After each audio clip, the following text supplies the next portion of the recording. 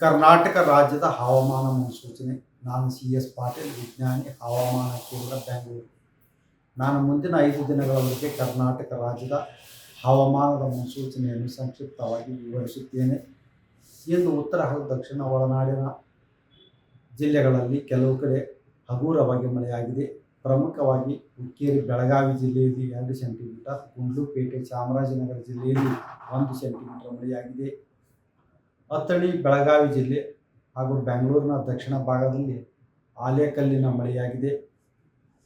ಕರಾವಳಿ, ಉತ್ತರ ಹಾಗೂ ದಕ್ಷಿಣ ಒಳನಾಡಿನ ಜಿಲ್ಲೆಗಳಲ್ಲಿ ಕೆಲವು ಕಡೆ ಮಾರ್ಚ್ 20 ಹಾಗೂ 21ರಂದು ಹಗುರದಿಂದ ಸಾಧಾರಣವಾಗಿ ಗುಡುಗು ಮಿಂಚು ಸಮೇತವಾಗಿ ಮಳೆಯಾಗುವ ಹೆಚ್ಚಿನ ಸಾಧ್ಯತೆ ಇದೆ. ಮಾರ್ಚ್ 24ರಿಂದ ಕರ್ನಾಟಕ ರಾಜ್ಯಾದ್ಯಂತ ಉಷ್ಣಾಂಶ ಏರಿಕೆಯಾಗುವ ಹೆಚ್ಚಿನ ಸಾಧ್ಯತೆ ಇದೆ. ಬೆಂಗಳೂರಿನ ಕೆಲವು ಕಡೆ ಮಾರ್ಚ್ 20 ಹಾಗೂ 21ರಂದು ಗುಡುಗು ಮಿಂಚು ಸಮೇತವಾಗಿ ಮಳೆಯಾಗುವ ಹೆಚ್ಚಿನ ಸಾಧ್ಯತೆ ಇದೆ.